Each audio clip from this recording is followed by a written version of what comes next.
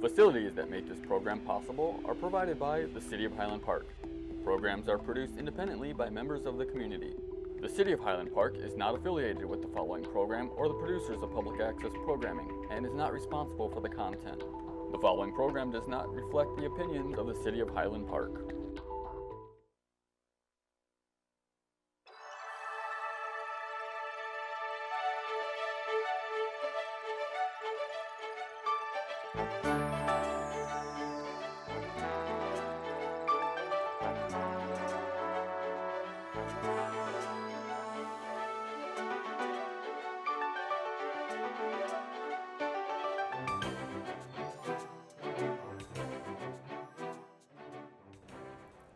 Hi, good afternoon. My name is Jennifer Dotson, and I'm the founder and program coordinator for Highland Park Poetry and your host for Poetry Today.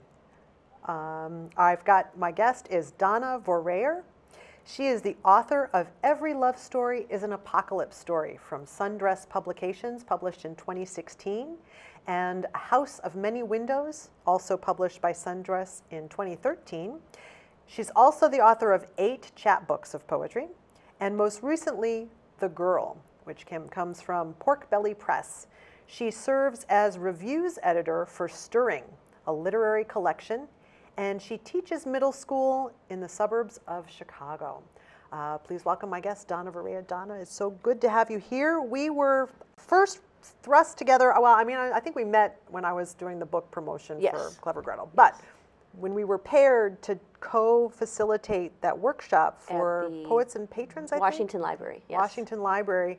And it was great because we both have an affinity for including or incorporating myths and legends into our writing and fairy tales. And so that was the theme of the workshop. And so I so enjoyed that opportunity to work with you and hear your poems as well. And thank you, as did I, and I'm very happy to be here today. Thank you for asking me. Now, I did kind of do this a little backwards. You were a guest for a featured poet for Highland Park Poetry back in January. Yes. And I had wanted you to come on the show, but because you're a teacher and you don't have your afternoons available to come until the summertime. So here we are. It's summertime. Which is absolutely fine that we did it backwards. Not a problem. That's okay. Yeah, a little bit tough. I don't think I'd get a day off to say, I need to go talk about poems for the afternoon. Probably would not be a suitable excuse, but. Wow, you are very prolific. That's a lot of poetry.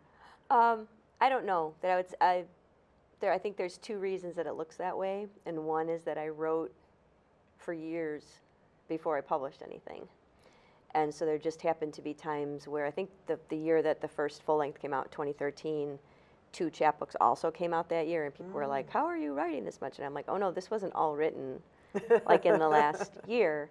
Chapbooks, I find, for me, I have a tendency at some points to write in clumps.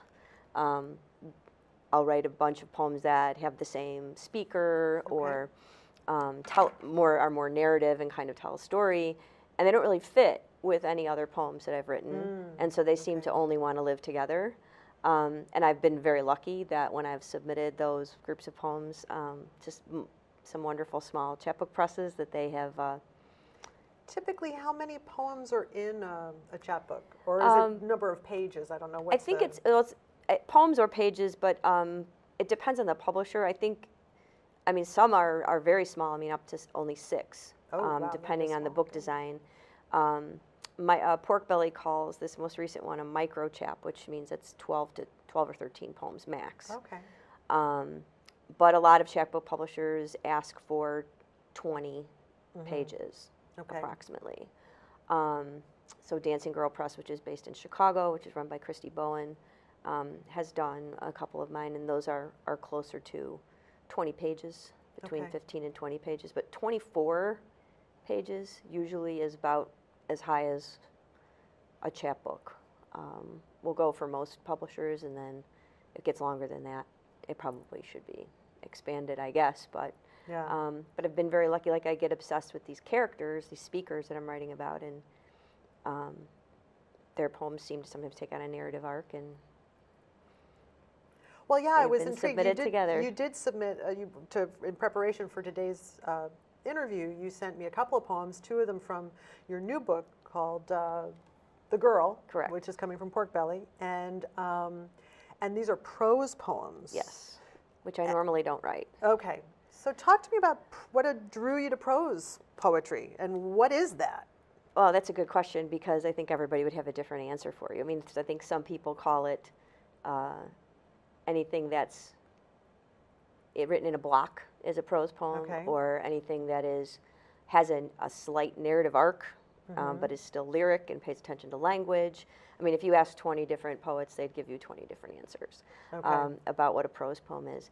And these poems, I think, I'm trying to remember, there was some sort of a prompt from a writer I like who writes a lot of prose poems online. Daniel Romo is his name. And he said, I want everybody to write me a prose poem, and then he gave like some that has to feature a priest or something like that. Okay. And I was on a residency at the time, and I was kind of stuck on, I was working on the second book, and I'm like, oh, that sounds fun, I'll play around with that. And that's when this girl appeared, and I didn't think anything of it, this character called the Girl.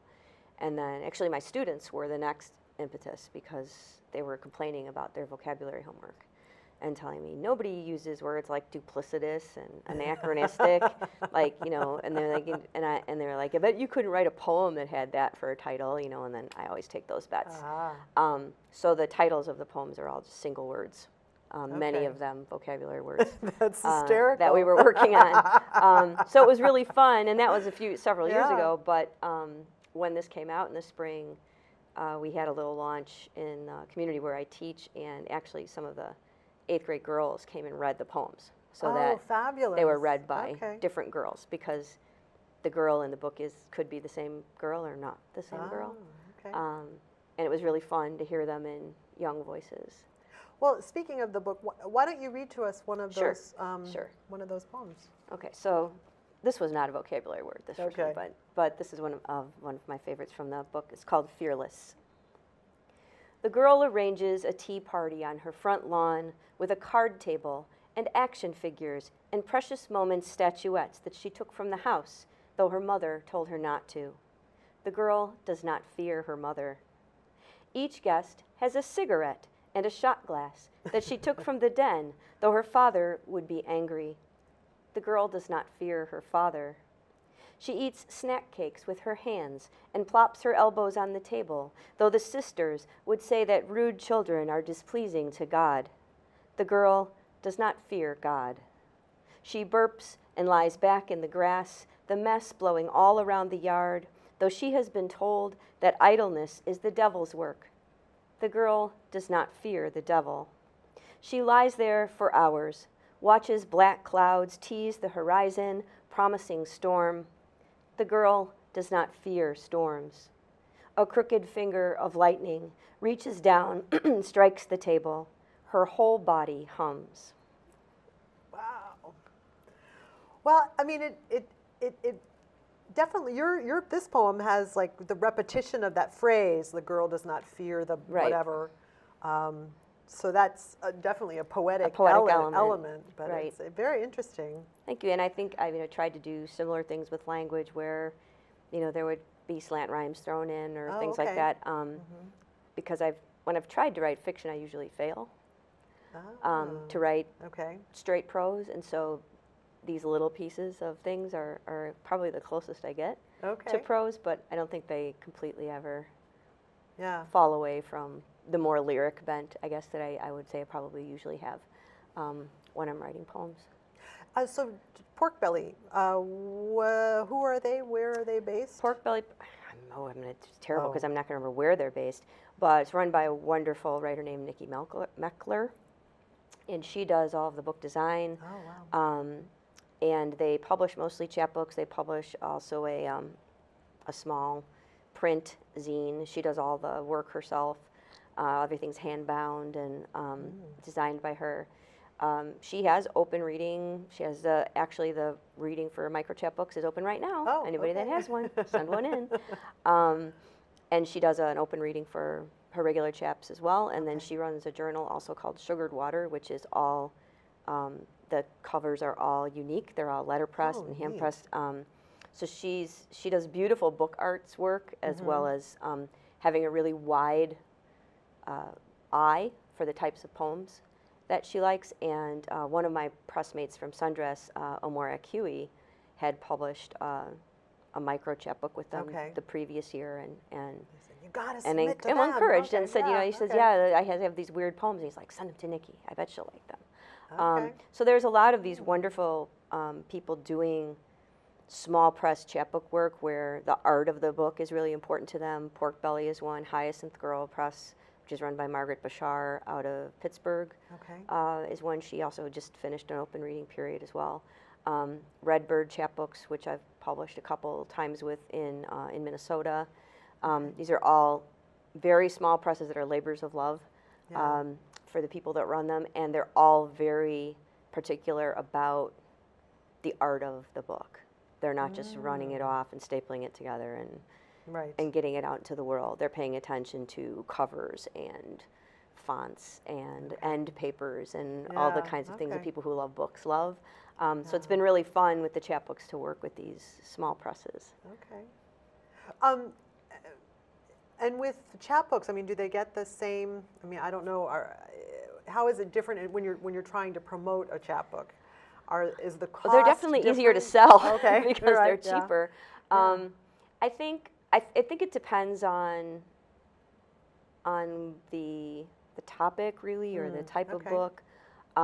It depends on how much effort you put into promoting. Most of these presses don't have the wherewithal to do promotion for you.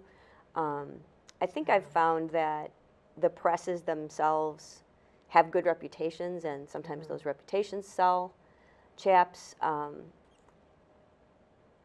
And some are just like, here's how many we printed, and when they run out, they're gone, which kind of makes them a little bit special too. I think for this one, I wasn't as concerned about making it's 12 poems. Right. A big deal. Sure. And that's why I had more fun, I think, connecting with the students and saying, I want to have girls read these poems about girls, which was really fun, and the girls were wonderful. I think the one we promoted the most was probably because it was a collaboration with illustrator Matt Kish, who some people know he's kind of most famous for illustrating every page of Moby Dick. Oh my and there's a book of his art from Tin House, I think, that's about that thick. Oh my gosh. And he's illustrated, he has an illustrated version of Heart of Darkness that's pretty well known. And I always loved his art, and I own a couple of the Moby Dick pieces. And I was writing these very strange poems based on myths about the Amazon river dolphins. They supposedly turn into young men at night and come ashore and seduce the women. And I just, this way, social media writers, I tweeted, wow, it would be cool if Matt Kish would draw a cover for this book. And he was like, send me the poems. And so I did, and not only did he agree to do the cover, he ended up creating 10 original illustrations for the poems, which was amazing. And luckily Redbird, because most people won't do internal art, were like, yes, we want to do this. Was that because he's known? I think that, and the fact that, they had already accepted the poems. And I had told them I was going to ask him to do the cover. And so when they found out he was making all of this other art, they're like, well, he made art specifically for these poems. We're going to put these together. Redbird I think they just published a really interesting chapbook that, I forgot what they're called, but the books that, like a carousel book, it unfolds and then ties together. Oh, wow. So they do really interesting book arts things. But the one with Matt came out right before an AWP. And actually that was in Minneapolis, so Redbird had a booth, and that one was pretty heavily promoted. But in terms of others, I think the same way you would do with any book. I mean, you try to set up readings, you use social media, I have a website, things like that. It's harder for me because I'm a public school teacher. Like, I can't just take off in the middle of the week and go do a reading somewhere. But it's, I think people find your work. I have people, still finding this second book, which has been out, a year and a half, and, finding a poem online and saying, you know, where can I get the book? Or No, that does bring me back to an interesting thought about chapbooks, and like, because often I know when you're publishing a collection, some editors will recommend that much of the collection have already been published before in literary journals or online journals or whatever. But like with this collection, none of those poems were published one, before. I think. Okay, all right. And I think maybe one or two from this one. Not as many. I mean, Okay. I have a Dancing Girl chap where not one of the poems appeared anywhere before it was a chapbook. Wow. I think it's not, because a chapbook is a complete entity, I think, in and of itself. People who publish them aren't as concerned about, I think sometimes the writers themselves are more worried about, having every poem having appeared somewhere. And to me, it's like, well, I don't think you'd want every poem to have appeared somewhere, because then why would somebody want to buy your book? You can just look them all up online. Yeah, chapbooks are different, I think, because they tend to be selective. They don't tend to be just, oh, here's 14 poems that I wrote. Yeah. They tend to have something in common, whether that's thematically, or it's a narrative, or some kind of, even gimmick. My editor, Erin Elizabeth Smith, has a chapbook with Dancing Girl that's where every single poem is called The Chainsaw Bears. The Chainsaw Bears. That's the name of the book, is The Chainsaw Bears. Those bears you see outside the tourist places. And that's the name of every poem. So you have to read the poem to find out what the difference is. Okay. So That's these hysterical. series of poems, I think when people are writing a series of poems, very often end up as successful chapbooks, because they don't live and play well with other poems you necessarily write, and so they get their own little space. Very cool. Yeah. Now, you've done 2 books with Sundress Publications. How did you discover them, or how did they discover you, and what's... It's a really interesting story, actually. Well, I know it's interesting to anybody else. It's interesting to me. They run an online journal called Stirring, which I am now the reviews editor for. It's one of the longest continually running online journals that's run by a woman. It's been online now for, I think, 15 years straight. Okay. And Stirring had published a poem of mine, I think in 2011, perhaps. And my first jaunt into AWP was here in Chicago one year, but I didn't go to the conference because I was like, no, I'm not a writer, I'm a real writer. I'm not going to go. I'm going to go on Saturday to the book fair, which is what I did. Okay. I was just overwhelmed by the sheer amount of books. And I remember walking around thinking, I'm trying to publish a book, and there are all these books. That's never going to happen. But I had stopped at the table to introduce myself to Erin and thank her for publishing the poem. And she's like, we're starting a press. She's like, do you have a book? And I was like, yes. And one that had been rejected many times over the course of 5 or 6 years. And she said, well, can you send it to me? I want to look at it. And she emailed me back about a month later and was like, we love this. We want it to be one of our first books. And so I'm in the first, I think within the first 5 of their publications was A House of Many Windows. And then they asked for, first look at the second book when it was ready. And they've been very good to me. They're a really nice family to work with, a bunch of really talented people, and they've since branched out and they do a million things. They run they own a farm outside of Knoxville, and they run a writer's residency there. Oh, wow. Which everyone should apply for because it's really fun. And the only thing you have to agree to do is feed the sheep and the donkey and the chickens. And that's not a lot of work. For a very low price, you get to stay at this beautiful farm in Wright. Oh, wow. So they run this residency, and they have the press, and they have a journal, and they have a number of offshoot other online journals that they kind of sponsor under their umbrella, that they host the websites for. They've got all kinds of things going on in the Knoxville area in terms of readings, and so they're very active, and they've been really wonderful to work with. Have you had the opportunity to go to Knoxville? Yes, I Okay. finally went last summer. Myself Okay. and Kristen Latour, who's another Chicago Okay. poet, who's a good friend of mine. You met her, I Yes, think, she came to at Zuzu's. Yeah. We went down, stayed down for a week at the farm, and Oh, neat. which was good because I have a thing about chickens, and Okay, so Kristen feeding loves the chick- chickens, so that was her job. Feeding the chickens is actually more of a And chore. it's Okay. extremely comfortable, quiet. It's kind of down in this little holler. It's not like in the middle of the city, but close enough to Knoxville where we could get in the car and in 15 minutes, if we Have wanted dinner. to be in the city. Okay. We didn't do that a lot. We ended up sticking around for most of the time, but just like a just really comfortable place that they bought and did all the work on themselves, built the barn themselves, and all the work has been done by Erin and her partner, and so it was great. So then, what was the genesis of your becoming the reviews editor for Stirrings? I had been writing book reviews a couple of years Okay. ago. I said, I read so much poetry. I said, they really should be writing about some of these books that I really love. And I started writing reviews, and some I just put on my blog or my website, and some people said, well, I'm looking to get my book, a book review published somewhere, so people, so I started writing reviews for Stirring. Okay. And then the person who was serving as reviews editor stepped down. Okay. And Erin asked me if I would take over since I had been kind of in the review world a little bit.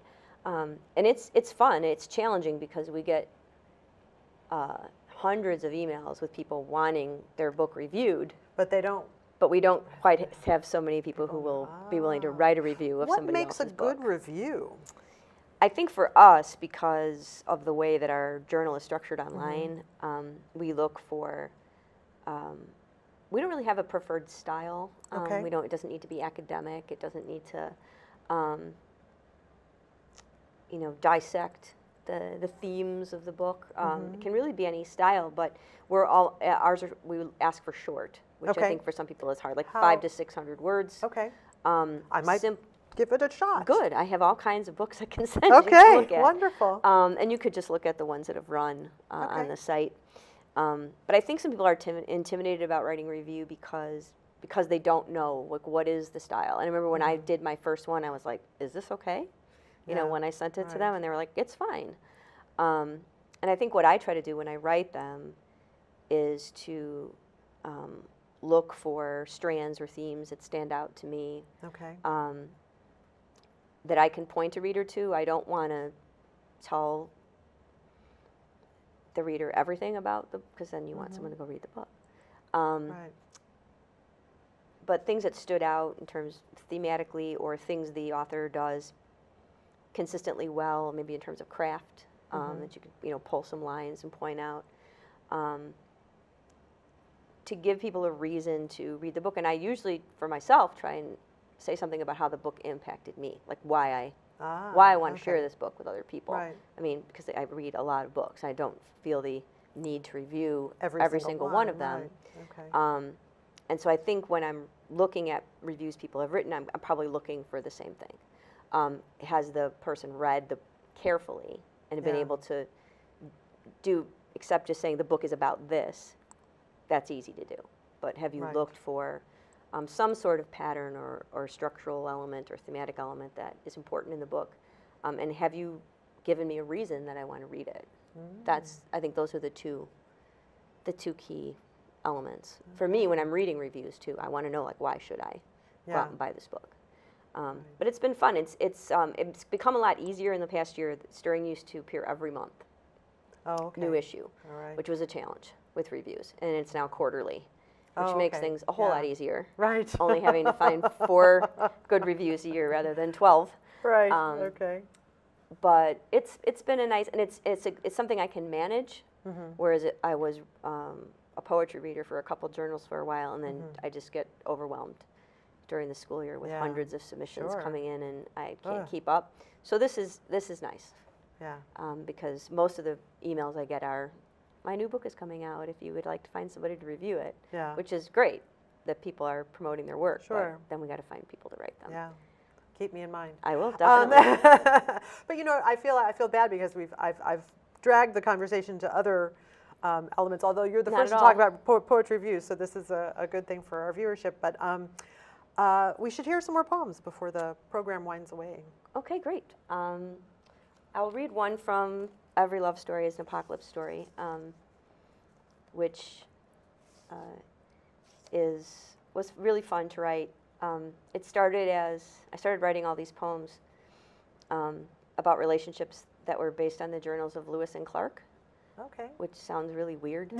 Yeah. But they have some really stunning language and a lot Okay. of just gorgeous natural imagery from the journals. And then I realized, wow, that's another chapbook. That's not going to be a book like that. I can't keep doing that for Yeah. 60 pages. And it actually started to turn into teaching middle school and trying to have more of an online presence as a writer. Just kind of noticing that in the world we live in online, everything is either awesome, all caps awesome, or it's miserable. There really isn't any in between. And so I decided that, well, let me apply that metric to a relationship Okay. where everything is either great or it's completely an apocalypse, and see if I could take a speaker through that kind of overreactive process of responding to something bad that had happened in a relationship. And once I had that anchor of an idea, it was easy to take it. Some of the Lewis and Clark poems are still in the book, but it was easier to find a direction to write some of those poems. So this one is called Split, and you see some of the natural imagery here too, I think. We hobble lopsided, one rooted, one wandering. I ask if you've forgotten how to loose your grip, how to roam, untethered and wild. You ask if I recall the certainty of stillness, the way muscles remember their way through landscapes, even in darkness. As nothing will unroot you, I will praise instead how firm you stand as I test your will with wind, tempt you with music, spices from far-off lands. You will not go, stuck fast where you are planted, content with rings of years, your vast canopy of sky. Wow. So Very that's in nice. the section where there's trouble brewing in the book. Trouble brewing. The trouble brewing section. Yeah. And I guess, I mean, lately, I was telling you in our emails, I know that I've been kind of slumpy, I guess for me, what I would consider slumped Okay. over the past 6 months, where I haven't been generating a lot of material. I think a lot of the poems I've been writing over the last year are more about things that I'm not confident other people care about. Poems about aging, poems about, being in a very long, my husband and I just celebrated our 33rd wedding anniversary. Whoa, wow, so being congratulations. in this day and age, a very long Yeah. relationship, and trying to find some way maybe to blend those two ideas together, and not trying to push too hard and just seeing what comes out. So I just brought a couple newer poems, so I don't know if you I had think we've only got time for one more. All right, I will pick one then, and I will read that one. All right, I'm just gonna. I also just had a birthday in June, so I'll pick this one. I have a series of birthday poems, so this is Birthday 2. I dance at the weddings of younger friends, as this is the only time I feel comfortable, unfettered by my body's awkward flopping toward old age. Not that I think I'm going to die. I'm fending off death with squash and squats. But oh, I am so much more fragile than I was. Gone is the elasticity of skin, the luster of hair, but not the wonder. It is the bluing center of a flame that flickers but will not extinguish. I flare for moments, then simmer in recovery, my frame becoming unfamiliar. I let my hair go white, my torso a barrel, not a column. Let me enjoy each taste of sugar on my tongue, embrace the stench of decay as eventuality. I slip into the ocean, and it holds the bulk of me. Oh world, we are both broken, yet we endure. I am writing my own way out, each page starting a new chapter. In this way, I will never reach the end. Wow. That's great.